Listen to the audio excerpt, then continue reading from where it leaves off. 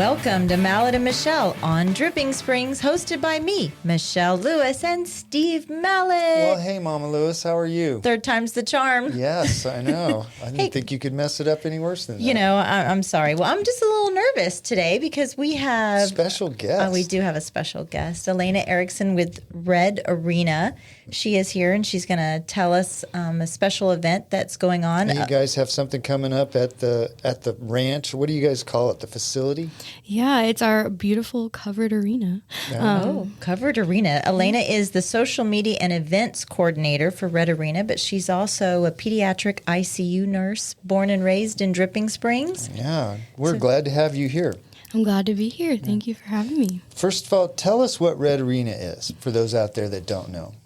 Yeah, so Red Arena is a 501(c) nonprofit, and it was founded here in Dripping Springs, and it serves children and adults through equine-assisted therapies, which includes therapeutic writing lessons, reading programs, family support, social skills groups, and job training programs. Our mission is empowerment through horses, and our goal is to help participants develop confidence and skills through their riding, and that they're able to carry on through their life. That's great. We've been out there a couple times. That's a wonderful facility, and you guys are doing some great things out there. Are there still 3 facilities, or are there 2? Because they opened the new one. There was the older facility. Is that one still open? So that one kind of got replaced by our new one off of Fitzhugh, which is the covered aspect of that's it. The covered. Yeah. Okay. You can see it when you're going west on Fitzhugh. You can see it off on the south side of the road. It is quite literally a red arena. You can't miss it. That's Yeah. true. But then there's another one, right? Towards San Marcos? Yes, Okay. we also have a San Marcos location, which we're kind of focusing more towards our Dripping Springs location right now. But yeah, we do have both of those. Well, what's coming up? Yeah, so we are hosting our first annual Fall Reins event this Saturday, October 28th. We would love for everyone to come out. It's going to be local vendors that you can shop from. Kendra Scott will be there. We'll have live music from the Eddie Ray Band, free drink tasting by Treaty Oak Distilling, food trucks, children hay rides, pumpkin patches, picture opportunities, trick-or-treating with the Red Arena horses, as well as a special performance by Red Arena's drill team. It's all free parking, free entry, so family fun fall event. What's the date on it again? October 28th? Yes, October 28th.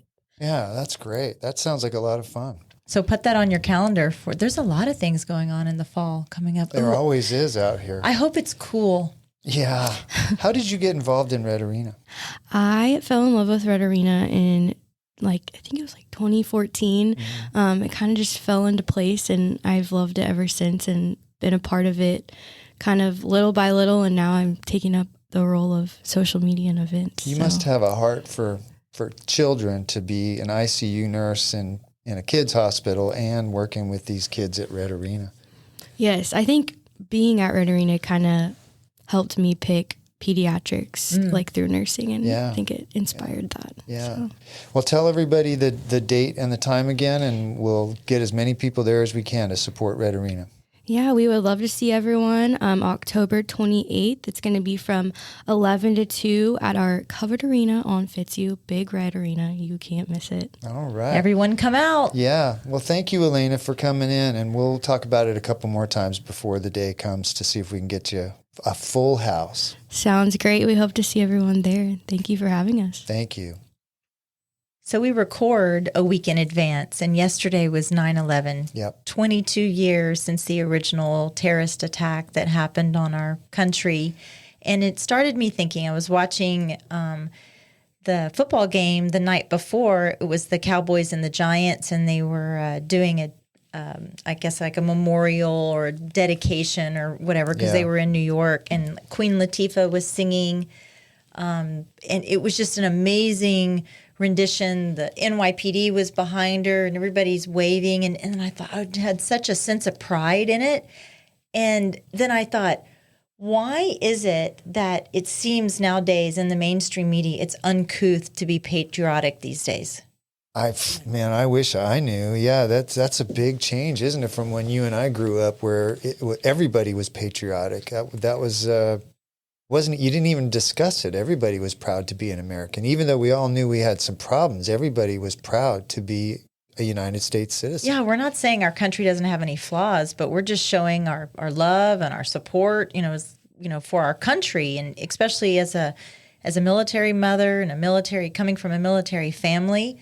I take real offense to if someone says because I'm patriotic, I'm either an extreme right winger, a warmonger, or I'm racist, or whatever other is that they want to put on me. And that's how people tear down things, though. They say that if you are this, then you must also be this other thing, which has nothing to do with what you really are. But then they just try and say it enough times that people associate one with the other. Well, it's just, it's untrue. And, I think there's a tradition that I have kind of unwittingly had. And I sat there with Sierra, who is staying with us. She's a girl that's staying with us while she finishes college. And we watched the 9/11 documentary. And she's, how old is Sierra? 27. So she's Logan and Colton's age, our oldest. And they were in kindergarten when this happened. And she remembers a little bit, but mostly what she remembers now, her memories are from watching these things. And she was just dumbfounded watching this. Yeah, I don't think they're teaching about it in school. Well, I think a lot of that's gone away. I don't think we should forget that, though. That was such a huge moment in the history of the United States. I have to say that there was a White House spokesperson yesterday that said there was questioning as to why President Biden wasn't in New York yesterday. And his response was, presidents didn't visit Pearl Harbor 22 years after the attack. So I just think that's disgraceful. And, that's my 2 cents on that. I agree with that. I mean, I think that's something there was almost 3,000 American citizens killed on that day, and we should never forget. So. Well, and I think it kind of ties in, who our guest is today. Yeah. Also, James Fenelon, who was an author, repeat guest. His new book is out, Angels Against the Sun. A World War II saga of grit, and brotherhood. Okay. Boy, I might need to redo that. But he's going to come on, and we're going to talk a little bit about his book. I've got a couple excerpts I want to read. This is a very, very well-written book. We'll talk about patriotism, and James is really... sacrifice, and he has really taken this subject to heart, and we'll take a little deep dive into it in a few minutes. Yeah. Well, hey, we're not a real estate show. Oh, are we not? No, we're not. But I've got some real estate news, and I've got some good news, and I've got some bad news, Michelle. Oh, what is that? So the good news is, this is from a WallStreetJournal.com article from Nicole Friedman. Home prices aren't falling anymore. Oh. Yeah, after declining on a year-over-year basis for 5 consecutive months, the longest run of declines in 11 years, the U.S. home prices rose in July. So rose by 1.9% across the country. Uh-huh. And so now some of these analysts that had predicted these huge drops in price, one analyst said we were going to get a 20% drop. Are saying, "Ooh, maybe we've already hit the bottom." I'm not sure that's true, but maybe we've already hit the bottom. We're not really seeing that in Austin, though, right? Well, there's the bad news. Oh, okay. Yeah. So, in 14 of the 50 markets in the United States, prices have either bottomed out or are starting to come back. And in places that had the highest run-ups, like Seattle and Austin, they're still declining. And I'm looking for the number. I want to say that Austin prices fell 11.9% in the last year over year, from August to August. So we're still seeing prices dropping in Austin. So we're not at the bottom here. Well, probably not. They've shot up so quickly. You think that we're still a very interest-driven market here? Well, yeah, and there's actually a couple reasons why this is happening. One is, and I think if you ask anybody, hey, what do you think about selling your house? Well, it's worth whatever, because there's not much on the market, and that is the scarcity is actually keeping prices better. But you go, okay, well, yeah, I could sell my house for $1 million. Ooh, that's great. But then I got to go get a 7.5% mortgage someplace else. And my current mortgage, I just talked to a guy the other day who was at 2.75% on his interest rate. That's an awful good rate to give up. And I think people are going, well, I think I'll just wait. So the inventory across the country is, I want to say it's 37, might be more than that. Oh, it's 46% less than August of 2019. The inventory, meaning how many houses are on the market. So while it's great that maybe prices have bottomed out across the country, I don't think, according to this, Dripping and dripping in Austin we may actually be in for a little bit longer ride to get to where the bottom is. But I mean, there's got to be a trend. If the trend across the country is that prices might start coming back up, and this is 1 month, so who knows what happens in the coming 6 months? But who knows? Maybe things start coming back around. But to answer your question, I don't think until interest rates come back down, I don't think we're going to get out of this completely. Yeah. Well, there is a brand new development coming here into Dripping Springs called Marisol Springs. Have you heard of that? I have. Isn't that it's out Hamilton Pool by the Pedernales? Pedernales, yes. And believe it or not, it's a conservation scale development in Dripping Springs. It's a 1,400 acre property located in the Pedernales River near Hayes and the Travis County lines. And, quote, the development is designed to preserve the natural landscape of the Texas Hill Country. Now, the reason why I'm mentioning this is because UT is going to open a $200 million ecological research station there. At Marisol Springs? At Marisol Springs. And it's apparently, they have a smaller station there on the Roy Creek Canyon, which people have called one of the last untouched waterways in Texas. It's on private property. You can't get to it any other way. There's no roads or anything. Apparently this is the largest donation of its kind. And this is a Steve Wynn. Yes, that's Steve Wynn really? Development. The guy from Las Vegas. So there's going to be 40 conservation home sites, 30 resort residences, a luxury hotel, a hill country field station is what we just mentioned, which is a research and conservation site from the University of Texas. Wow. But more of 70% of the property is in a conservation easement. So as you can guess, the neighbors that are surrounding that are kind of up in arms, and maybe this is their response to this donation to UT. That sounds even more upscale than Driftwood. Driftwood development. Yeah, and it's so a pristine waterway. The Roy Creek Canyon is home to a 700-year-old cypress tree and numerous endangered species. So this is one to watch, I think, one to pay attention to. It's kind of crazy that the wealthiest developers, wealthiest people in the United States and maybe in the world are looking at Austin and Dripping Springs. His company is based out of Dallas, believe it or not, which when I was doing some deep dive, he's a Dallas billionaire, Steve Wynn is, but it's interesting to me. You're right. When the article that you just read before about how home prices have kind of bottomed out, but not the Austin area, Dripping Springs to be included. And now he sees something. And I was trying to find the spot where they were talking about they're going to have their own, I'm going to butcher this word because I butcher every word.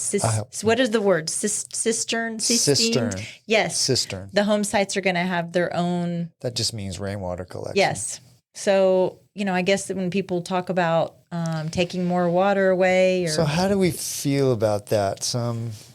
Even though they're based in Dallas, they probably have an office in Dallas, so they're claiming their Texas base. So, and I'm not going one way or the other, but somebody bringing millions and millions of dollars for development into Dripping Springs, great for the economy, but destroys all that will destroy, even though they're saying, we're going to preserve a lot of the nature there, they're going to destroy a bunch of that. But I guess you could look at it two ways, right? So you could have just growth, which eventually, right? Yeah. Like what Dripping Springs is experiencing now, or you can have responsible growth.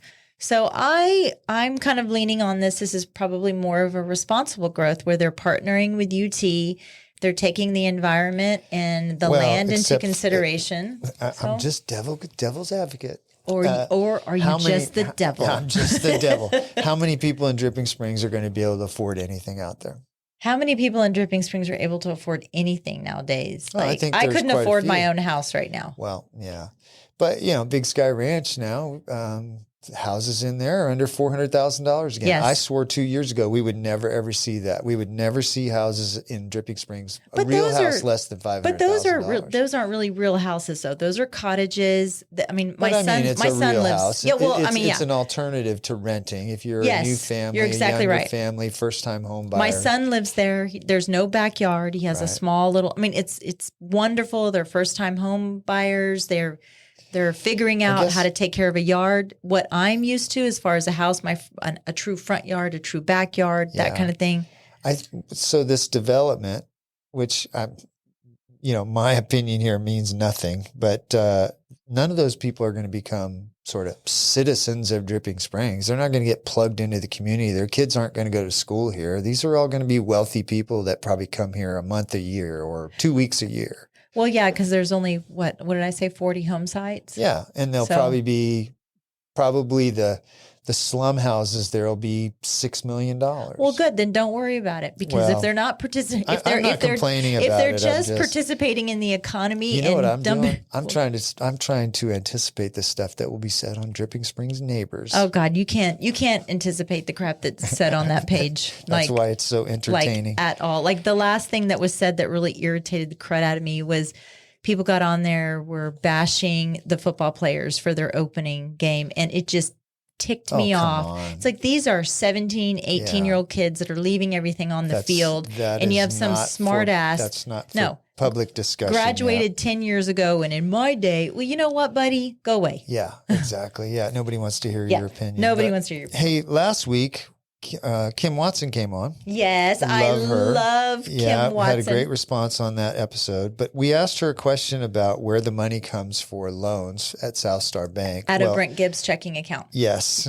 Our favorite rodeo clown, Brent Gibbs, told us that the money that they lend is a combination of Fed money, which they borrow at about 5%, and deposits. Okay. So they have money on deposit. So we put our money in there, and they use that to lend to other people, and they borrow some from the Fed at 5%. And so if they charge 7.25%, there's a gap there. That's where that money comes from. I think that's part of the why it's so important to invest or to have your money into a community bank, because they're giving back into your community. Well, that's true. They're lending. And South Star Bank really comes through with that. They do that. We need to ask South Star Bank if they're going to lend on Mirasol Springs. Oh yeah, you ask them that question. Yeah. Hey, I know you were getting ready for your big trip to Europe. Ooh, are you going to cry when I'm gone for 2 weeks with joy or with sadness? It's going to be awful quiet around here. I don't know what we're going to do. I think the whole office is going to. Nobody's going to come in. But I know a big part of your trip is you've been planning trains and buses and trains, planes, and automobiles. Yes. Yeah. Well, that was one of the things that jumped out at Holly and I when we were in Scotland and England, is that the mass transit in Europe is so much better than in the United States. So this story from Community Impact caught my attention. Luxury bus company Vonlane expands presence in Texas. So this is, Vonlane has, they call them private. Yes. This is their term, private jets. Private jet on wheels. They offer leather seating, free Wi-Fi, meals, and other complimentary items. They just announced a bunch of new routes. So they're going to connect Austin, Dallas, Houston, San Antonio, and Fort Worth. And at first I was like, nah, I don't want to sit on a bus. But have you ever done that drive to Dallas? Yeah, many. And now my daughter lives in Dallas. Yeah, so the one to Houston's not bad, except for the last 45 minutes or so. But the one to Dallas, you hit. So, okay, but here's the thing. You're still going to hit Temple traffic. But you're not driving. You're sitting there on your computer or watching TikTok. I'm not driving half the time anyways. I made Todd drive to Dallas. Okay, point taken.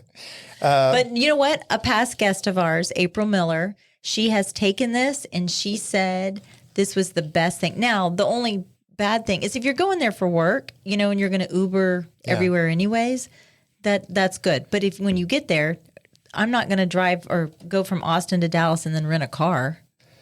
Right? Well, it depends on what you're doing. If you're going to visit friends or you're going to go stay at a conference, you go to the terminal in Dallas and you get an Uber to the hotel and you're there for Saturday and Sunday, and then Monday morning you take the bus home. Should try it. Next time I go see Kendall, I should try to do it. It actually makes sense to me. It's easier than flying. Flying sucks now, man. From parking to getting through the gate to security to waiting for the plane, it all sucks. I get flyer's tummy. My stomach gets so upset because I get so nervous when I fly with Todd, because Todd stresses me out. Yeah, stresses me out. Well, so if you're on the bus, you don't do that. You show up 15 minutes before, they load your luggage underneath, you get on there, they bring you a sandwich, you get free Wi-Fi, and all you do is just drive up to Dallas. How am I supposed to stop at Magnolia then and shop? Will they make a pit stop for me? Maybe if you bribe the bus driver with a Twinkie, he'll stop. And it's actually pretty reasonable. I don't know what a one-way trip on an airline costs to Dallas, but a one-way trip on this bus, on Vonlane luxury bus, is $119. Sometimes you can get really cheap flights. Which is about the cost of gas. Yeah, if you drive up there. $59 sometimes on Southwest Airlines. Okay. Actually, so it's $119 on the bus. If you drive yourself, gas is probably $60, but the stop at Buc-ee's is around $100. Oh yeah, 100%. Especially if you stop with Todd. Yeah, 100%. We walk out of there with $100 in beef jerky and pralines. So save money and take the Vonlane bus next time. So, hey, I'm real excited. We're going to get James Fenelon in here to talk about his new book, Angels Against the Sun. So we're going to take a quick little break and we'll be right back. Proudly sponsored by... At Capital Farm Credit, they understand that owning land is more than just a transaction. It's a legacy, a future, and a place to call your own. For generations, Capital Farm Credit has been the trusted lending partner for land loans, farmers, ranchers, and rural dreamers just like you. Their personalized loan solutions cater to your unique needs, making the journey to land ownership smoother than ever. Capital Farm Credit, your land, your legacy. Visit CapitalFarmCredit.com or Mark Rutledge at 512-892-4425. Capital Farm Credit, an equal credit housing lender. Interior design should be an investment in your life and home. Let M. Elliott Studio transform your space, where interior design meets excellence in Central Texas. Beyond just selecting colors and furnishings, team principal and owner Montana Elliott is a trained and licensed interior designer.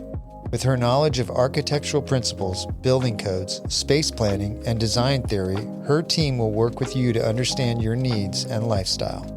From concept to completion, M. Elliott Studio is committed to enhancing your space with a timeless and classic style. Ready to redefine your space? melliottstudio.com, 512-781-0224. This portion of the show is brought to you by the Mallett Integrity Team of real estate professionals. They are based in Dripping Springs and bring you over 45 years of combined experience helping people reach their hill country real estate dreams. When you want the best in town, call them at 512-829-2062 or look them up at mallettintegrityteam.com. And now, here's Steve and Michelle. All right, we're back with James Fenelon, who's here to talk to us about his new book, second book, Angels Against the Sun. Welcome to the show. Thank you. Welcome, great to be here. James. Yeah, Appreciate it. Second-time guest. So tell us about the premise of this book. Why did you decide to write it? Sure. So Angels Against the Sun is about the 11th Airborne Division in the Pacific Theater. The Angels is a reference to the unit's nickname, the Angels, and then the Sun is an obvious reference to the Imperial Japanese Army, who was their adversary in the Pacific Campaign, obviously. And this kind of goes back to my original mission as an author to kind of share some forgotten stories from World War II. You know, there's no such thing as new history, just history that's been forgotten. And the 11th Airborne Division falls into that category. They were one of 5 airborne divisions that the United States Army formed during the war. They were the only ones sent to the Pacific Theater. And then in the Pacific Theater, they were one of 27 divisions that the United States sent to battle the Japanese. 6 of those were Marine Corps divisions, and the other 21 were Army units. And the 11th is just one of those. So they're kind of very much a niche subject, if you will, of the Pacific campaign. But by looking at them and understanding their campaign, which predominantly took place in the Philippine Islands, I think it really offers readers a unique insight into how that war was so vastly different than the war in Europe. Well, and that kind of gets me to piggyback. So your first book, 4 Hours of Fury, which I read almost the whole thing. I'm getting really good in my old age at reading 3/4 of a book. This book is so much different than this book. Do you recognize the difference in how it's written? Absolutely. And part of that was a very conscious decision that I made at the beginning. So I think one of the big differences is when I started 4 Hours of Fury, I was kind of really shooting for the moon, if you will, of trying to, one of the central themes of that book was trying to provide readers with the juxtaposition of young men in combat versus the high level decision making, right? So you could get a sense of these, echelons above reality and how they make decisions, and then the guys on the ground who then have to, translate arrows and X's on maps into a tactical reality. What I wanted to do with Angels Against the Sun was really limit that higher level expose or insight, if you will, bringing it down to really just a few paragraphs here and there to give readers enough context as to what was going on, but then really stick, readers in the mud with the soldiers on the ground. That's exactly the way I thought about this. This 4 Hours of Fury is like flying in an airplane 500 feet above the ground, seeing everything that's going on. And this one is in a trench with 3 of your buddies in a muddy hole. That's the difference right there. So I tell you, I've read quite a few, military, I guess is a military biography. What are they called? Military history books. Mm-hmm. And I've got one that I think you're reading right now, Stephen E. Ambrose, D-Day. Are you reading that right now? Or I think Mel mentioned that to me. We're getting ready to go overseas. And so she's doing some homework before we land in France. This book, Angels Against the Sun, is one of the best ones I've ever written, I've ever read, James. It's very, very good. I applaud you for it. I've had myself on a Saturday sitting down when I can't put it down. So it's really good, but it's hard to read. It's not hard to read as in it's hard to get through. There's some stuff in here that's really gritty and intense. So when you were researching that, how did you get through all that stuff to find the important things to put in the book? Yeah, well, first, thank you for the compliment. I greatly appreciate that, and I ask you to put an Amazon review out there for me. We will. Every little bit helps. Diving into that again, I think that's if we take a step back and look at the popular culture of World War II, right? I mean, almost everybody in the United States is familiar with D-Day.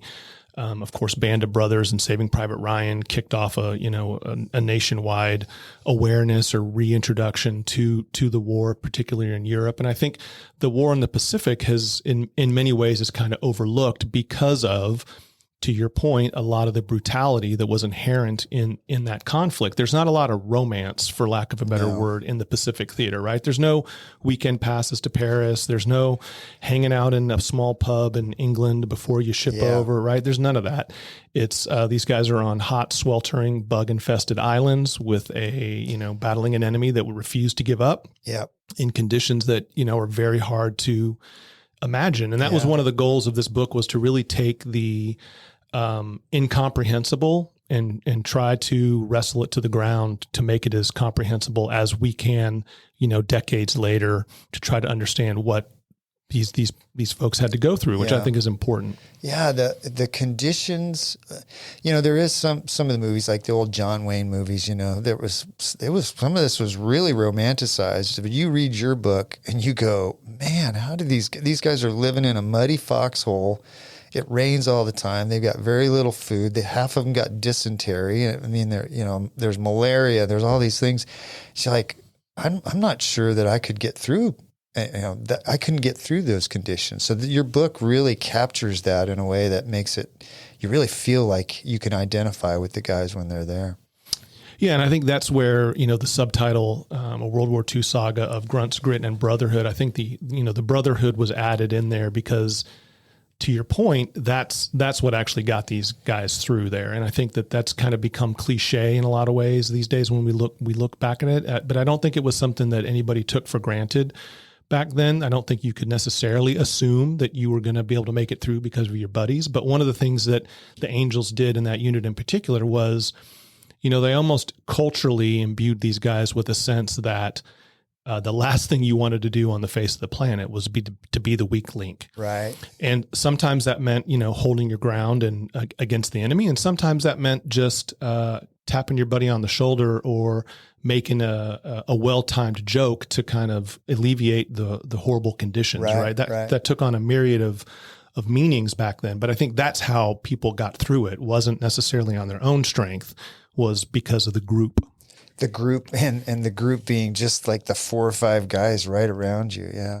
You talked about in your last book, The 4 Hours of Fury, how you immersed yourself into these characters. How did you do that in this book, Angels Against the Sun? How did you walk the steps and really kind of live what these guys were living? You traveled overseas, correct, while you were writing this? Well, unfortunately, I did. I certainly did that for the first book, but this book I wrote kind of in the middle of COVID, and so wasn't really able to go to the Philippines due to the travel situation, and getting there was one thing, getting out was a whole nother story, potentially of trying to get back. And so unfortunately I wasn't able to visit the ground yet, although I've got plans to go to the Philippines. So the way I really had to immerse myself in this was first and foremost really kind of understand the terrain, right? And because I couldn't go there, I spent a lot of time poring over maps.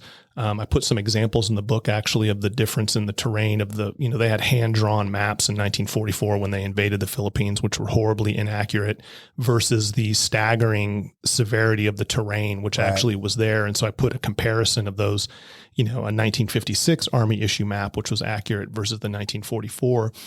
And then it just kind of started from there around this idea of understanding, it rained for the first 30 days that they were on the island of Leyte, right? Imagine that, if you will. You're outside for the entirety of that time. Everything you touch is muddy. You sit down, you're getting filthy. Laying down to go to sleep in a foxhole, your foxhole's just filled with, 6 inches of rain and mud. And so it really started with just that idea of trying to wrap my head around just the island that they were on. So did you lay in the yard and Mel just hosed you down? Hosed me down and then, which actually... It's not the same because you go in and take a shower. Those guys, they knew they were in for months and months of that. Exactly. So I thought it'd be interesting if we read some excerpts from the book. And I mean, I've got 5 or 6 and you've got, looks like a dozen or so. And I think even if we read these, you need to read the whole book and get it all in context. But I just think it'd be nice to give people an example of some of the writing. But the jacket, which just kind of briefly describes, I'm just going to read the first paragraph. It's a grunt's eye view of Pacific warfare. The Pacific theater of World War II pitted American fighting men against 2 merciless enemies, the relentless Japanese army and the combined forces of monsoons, swamps, mud, privation, and disease. So I think that sets the tone pretty well. So do you have some excerpts in there that you'd like to read that we could talk about?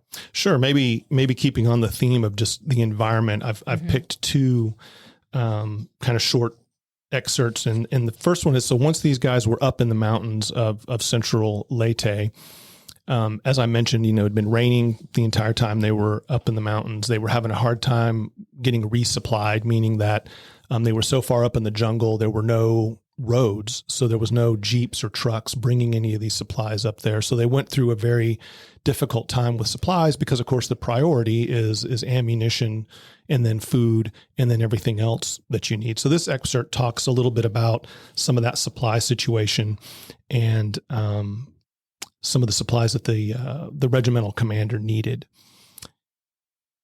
He needed 2 complete 81 millimeter mortars, more ammunition, 6 walkie-talkies, a backpack radio, and plenty of batteries. He also wanted medical supplies, including syringes, alcohol, bandages, gauze, and catheters. His men needed clothing as well. The rain was taking its toll and rotting the men's cotton uniforms. Leyte's rain was an adversary unto itself, drizzling constantly, dissolving, corroding, rusting, chilling, drenching, and drowning hope. Many troopers cut the tattered sleeves off their fatigue jackets, and several wore nothing but field-made shorts, caps, and what was left of their boots. So that kind of just gives an idea as to, these guys are literally walking out of their boots. Their uniforms are falling off. There's a couple of photos of guys that literally look like they're just walking around in a pair of boxer shorts and boots. And I'll continue that with just an insight into what happens to those boots and the conditions that, because trench foot was another issue that they dealt with. And so trench foot was an issue as well. Steve Hedges, whose shredded feet plagued him since transporting Charlie Company's wounded to Montserrat, later recalled, "The first sunny day without going out on patrol or being shot at, we took off our boots and socks. I saw one guy whose skin came right off with the socks. Underneath was raw red meat, oozing blood and fluids. How that guy ever survived the next 2 weeks walking and climbing those muddy hills, I can't imagine. The pain must have been unbearable, but he never whimpered." Wow. Yeah, that goes back to that guy didn't want to be the weak link. He didn't want to be the guy that went back because his feet were messed up. So he probably wrapped him up with new socks and maybe new boots if he's lucky. Or newspaper, yeah. Yeah, and so, we see similar conditions to the campaign in Europe there, right? I think some of that maybe evokes the opposite of that, which is at the Battle of the Bulge in the snow, when those guys were, had trench foot from freezing and all the conditions there. So, very extremely different circumstances. Yeah, that was one of the things that jumps out at me is the movies. The reason I keep saying the movies is because that's all the experience. Besides what I read and what I see on movies and TV, the chaos. So you think everything's all planned out. Okay, these 200 men are going to go here and they're going to have these supplies and they're going to do this and this is going to happen. And it's like they step 3 feet outside of their camp and all that just falls apart. And so this is the excerpt that jumped out at me, the first one. So this was the very first mission that they had. So it was less than 24 hours after getting his new mission. Hagen and his staff, was it Hagen? That's right. And his staff trailed behind the men of Charlie Company as they pushed west through the morning drizzle. So these guys left camp and it started here. The men realized, like a lot of green troops, that they had packed too much. The first thing to go were gas masks pulled from their bags and discreetly discarded into the underbrush. In the rain, their wool GI blankets had become waterlogged bricks and were ejected next. Books, better shelter halves, extra underwear, and socks were also ditched. The value of an item was eyed afresh, its worth directly proportionate to its weight. So these guys, perfectly equipped, somebody in supplies said, "Oh, this is everything they need," and these guys just almost within minutes started going, "Don't need that, throw that away." And I guess the trail along there was just littered with stuff that they threw away, and they only kept the most important things. So that's the chaos of war, and it just is never ending, isn't it?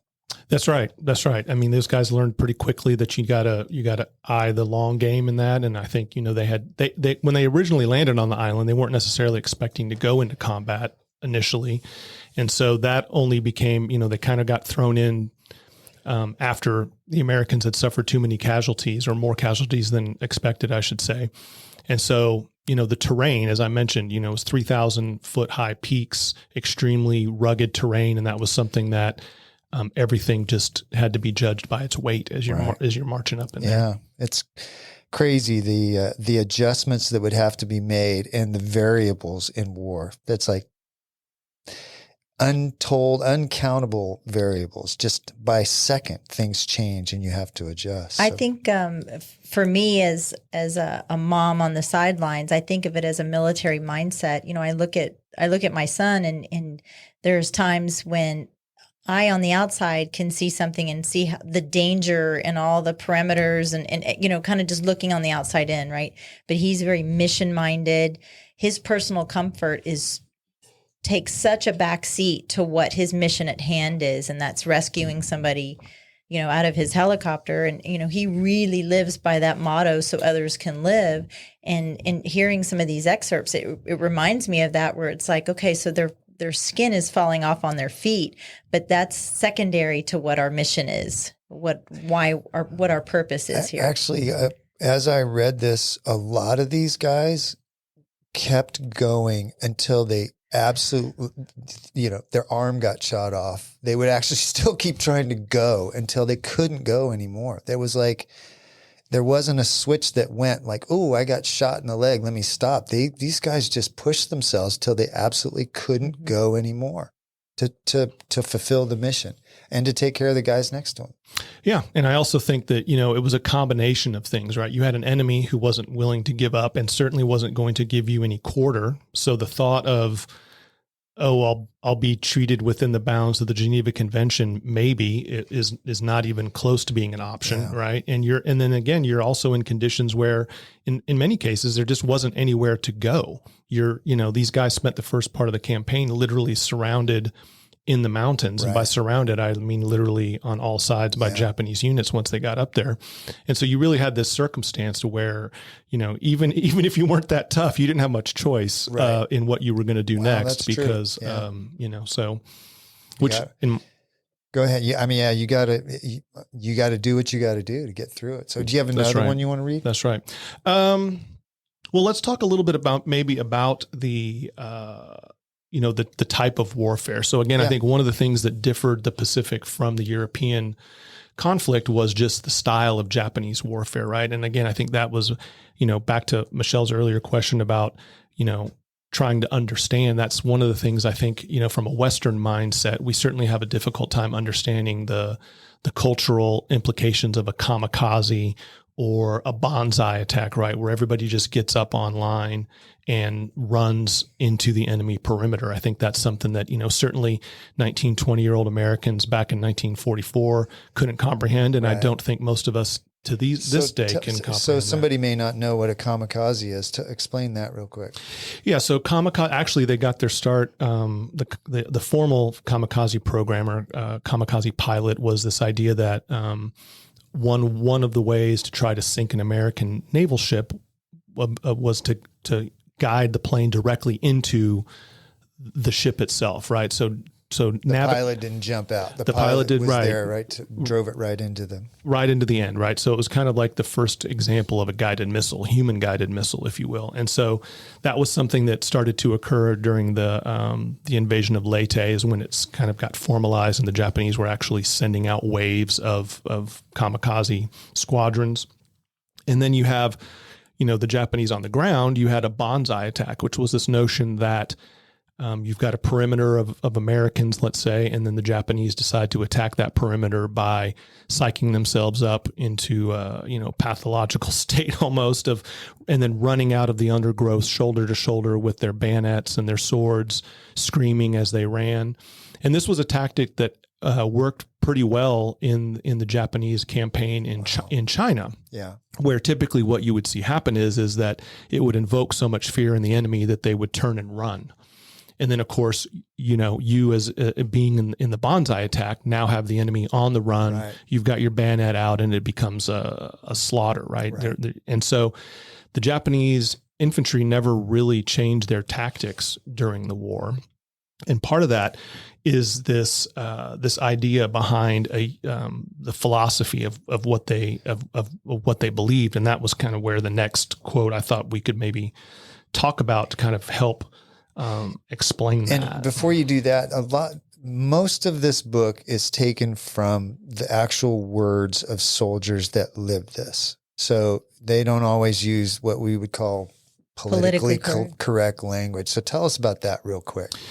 Yeah, so that was something I had to wrestle with while writing the book, and I just, and I put in the foreword to kind of warn the more sensitive readers that I'm never going to edit a quote from a soldier regarding his experiences in World War II.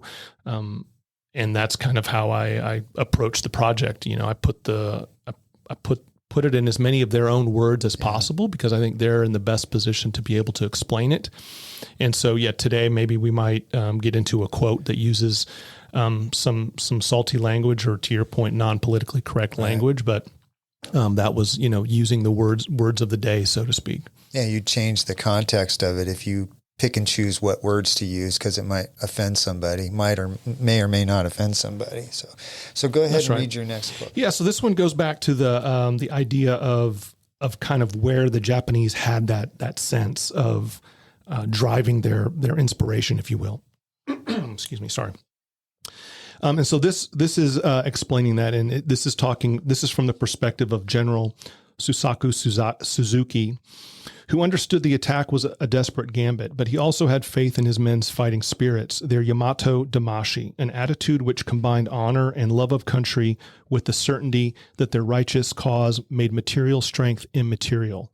Victory was theirs if they were brave enough to give their lives for it. A Japanese general summarized it as the belief, quote, that a soldier imbued with Yamato Damashi and armed with only one small hand grenade could defeat an enemy equipped with large cannon and tanks. It fueled their brazen attacks. And so again, this was this idea, and this is why you see these young Japanese soldiers willing to throw themselves against an American line where, you know, they're significantly outgunned, is that amalgamation of honor, duty, not wanting, you know, to honor their ancestors, honor their family, and the belief that they were right and that right would carry the day, so to speak. And that doesn't really work against superior firepower. Right. I find that very interesting in the sense that this perspective here, you're in a sense flipping the script a little bit. You're not just coming from the perspective of the American soldier, right? You're culturally deep diving also into the Japanese soldier and why they felt like, and I'm going to use my air quotes, it was appropriate, the kamikazes and the bayonets and the graphic details that are described in this book. At the time, you're getting into the mindset also of that side. And I think that's very interesting. Yeah, that's right. I mean, I think again, it's if we're going to understand what these soldiers went through, I think it's important to kind of have a good understanding of what they were up against. We've talked at length about the conditions on the island. Obviously, the major adversary was the Japanese soldier, and I think to get our arms wrapped around that concept of the way they fought and their unwillingness to surrender and all the things that kind of went around with that, I felt, you know, obligated to spend time as much as possible using diaries and letters and first person accounts from Japanese soldiers to kind of add that additional context to it. So when you were in the interview process for this book and you were interviewing the Japanese soldiers' families, right, or researching that, what was the feedback that you got about how their story was going to be told? Yeah, so I actually, it was all more research for the Japanese side. I wasn't able to speak to any of them directly, but I did find in the archives plenty of period letters and diaries to kind of capture that spirit. You know, I quote one in the book. It was kind of a guy's last letter to his family, and he's talking about, you know, the American bombs are coming down like rain. I ate my last rice 5 days ago. Know, though, that I am not scared and that I will, you know, not dishonor the family type of thing. And they found that letter on his body, you know, after he'd been killed during the combat. You know, but again, that's the kind of insight that I think adds that extra layer of context to the story. Wow. You know, one of the things that jumped out at me was, like, how old's Tate now? He's 25. He would have been, compared to a lot of these guys here, he would have been one of the older ones. You know, I was thinking about that, and I was thinking if this situation, if this war happened in today's world and how desensitized these kids have been now, like would we have the same type of stories? Now, obviously, we have the technological advances and everything else, but almost when you're telling me kind of how you researched and how even on our side, how they figured out the mindset of the Japanese, it almost, to use the analogy of like a football coach, you know, where he's going to visit, and I mean that in the simplest of terms, where he's going to visit the opposing team and seeing what plays they're using. And this is kind of, in very layman terms, what was going on. It's like, let's get into the mindset of this other Japanese soldier. And I just don't feel like for very few exceptions, that this generation would be able to pull this off. I don't know. It'd be. I'm not sure the answer to that. Yeah. What do you think? What do you think would happen? Well, you know, I think that most frankly, there was a lot of that same conversation happening before Pearl Harbor was bombed in 1941, right? There was a famous op-ed piece, I want to say, in the Los Angeles Times. I could be way off on where it came from, but that guy had that same concern about the youth in our country in 1940, 41. What's going to happen? Are they going to be able to do this? And of course, the greatest generation rose to the occasion in spades. And I think, that there are, fewer folks that are interested in military service, and that's a whole different conversation. But I think, again, people will always rise to the occasion of what's expected to them. Now, I think that comes down to a certain, a number of factors, is it a war we believe in? Is it a necessary thing? And then leadership, military leadership is, when you have a leader in these circumstances, and I've talked about some of them here in the book. I mean, it's amazing to watch these guys in action, and of course now today, men and women make fantastic leaders in the military. And I think that's something that, should never be underestimated. Right. Well, so the excerpt I want to read, it's a little bit long, but the reason I pointed that out, it's about Sergeant Mills T. Lowe, who this photograph here, I mean, it looks like he's 23 years old, maybe 24 years old. And this one, I actually read this twice when I read it because it's hard to read and to think that this guy carries this memory with him. I don't know if he's still alive, but I'm sure that this situation impacted him for the rest of his life. And so I'm going to read that. Lowe wasn't alone in the struggle of lost innocence. To the immediate west, Lieutenant Grant Nudeboom was staring down at a Japanese prisoner wounded in the previous night's melee. He'd been shot in the shoulder and was suffering from uncontrollable diarrhea. The man tugged at Nudeboom's leg, sobbing, "Jap's no good, Jap's no good." Nudeboom radioed battalion headquarters at the schoolhouse, informing them that he had a prisoner. They said they didn't need any more, recalled Nudeboom. At that precise moment, I could have stopped to clean and wash and comfort that pitiful wretch, so in need of compassion. The men would have helped me if I had only led the way. I know that now in retrospect, but at the time it never occurred to me. That is the terrible part. I simply nodded to the Filipinos, and then they dragged him off and shot him. My only defense is that I lived like an animal so long, I had seen so much killing, and I was incapable of feeling any more moral outrage. Neither side was taking prisoners at the time. We were shooting the wounded because they were shooting our wounded. Think about a 23-year-old kid, 24-year-old kid processing that. Mm-hmm. That was hard for me to read. Yeah. It's just like, with the stuff that we get so upset about these days, and you think, this guy, that was a moment, that was one of the biggest moments in his life, and how did he get through that? Oh. I've talked about that kind of in the past too. When I think about when Tate goes out for a rescue or whatever, and I have struggled with, is that person worthy for me to sacrifice my son?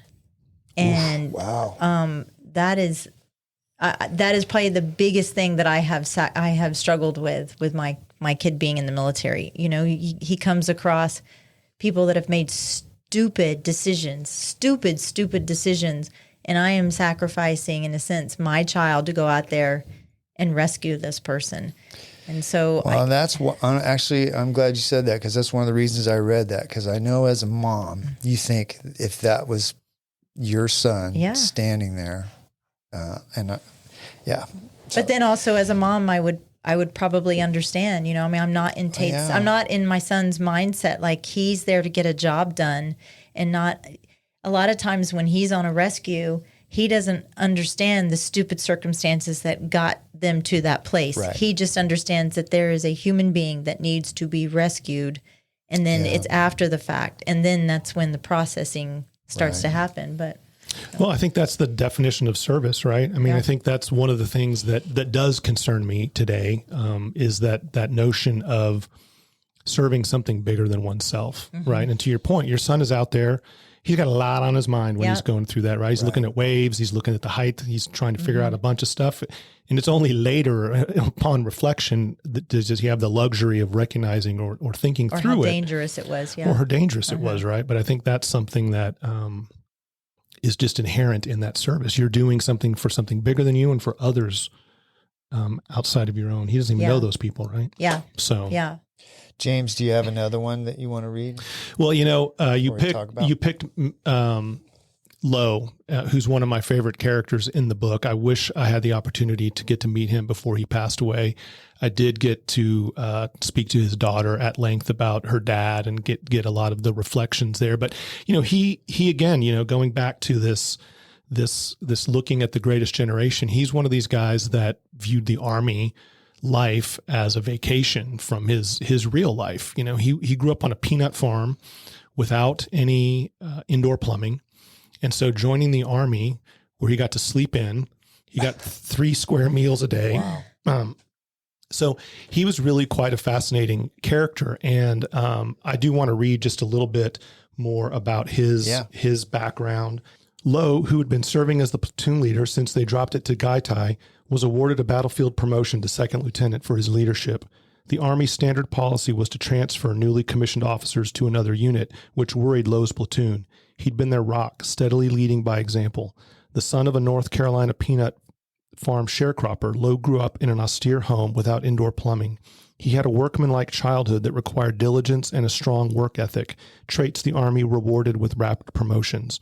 While hunting made him a skilled outdoorsman, Lowe thrived in all aspects of his military vocation. In garrison, his quote, rifle was spec-free, his fatigues consistently immaculate, his boots consistently mirror polished. While on Leyte, he kept himself as professionally presentable as the conditions allowed. Quote, the rest of us were wet and muddy, remembered one of his comrades. Lowe was just wet. And so, he's just, and then there was another story, unfortunately, I couldn't really get the details of which, but he was, for later events, he was awarded the Distinguished Service Cross. But then there's this one-off event that one of his comrades almost offhandedly mentioned about a situation where a Japanese unit had attacked their perimeter, captured an American machine gun, taken it back to the Japanese perimeter to start using it to shoot at the Americans, and Mills Lowe by himself crossed no man's land, got the machine gun, and then brought it back. And it was one of these stories that I couldn't find any more context or when it happened. But I mean, just such an amazing little story like that in this guy's career. And it goes back too about the leadership we were talking about. I mean, this guy just really cared about his men and led by example. I think about, as you said, you talked to his daughter, and I think about what an incredible tribute it must feel like for her to have a complete stranger, right, that never knew this man, and you talk about that this is your favorite character, and you talk about him with such affinity, such Respect. just respect.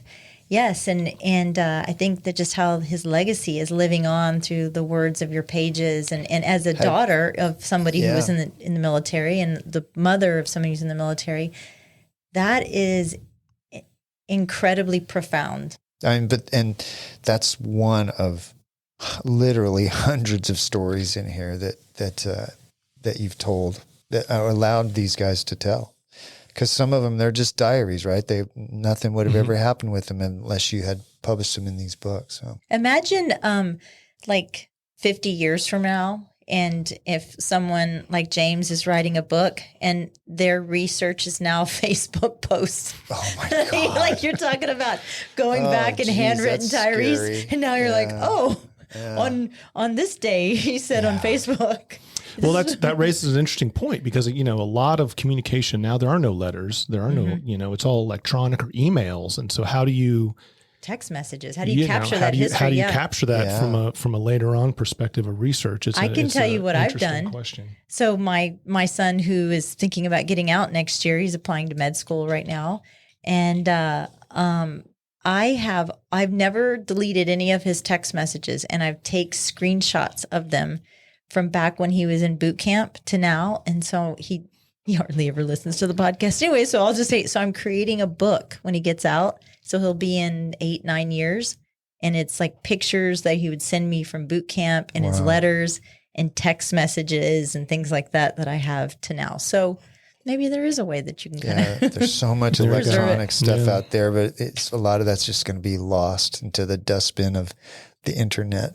But so go ahead. What's your next one? Yeah. So I'll this last one we'll pick. One of the things that, as a historian, I'm always trying to figure out is like, was this sentiment that I'm hearing from veterans now the same sentiment that existed during the war, or was it something that they, in hindsight and in reflection, kind of built up? And one of the reasons I've chosen this. That's interesting. It's like you when you refer to the greatest generation, did the greatest generation know that they were the greatest generation? Yeah. Right. Or did they have that same sensibility? And so this one is a great excerpt from a letter written home in December of 1944. These guys had just finished the first part of their campaign on Leyte Island. And I think that this kind of captures the sentiment of why I wanted to write the book and a lot of the themes that we've been talking about.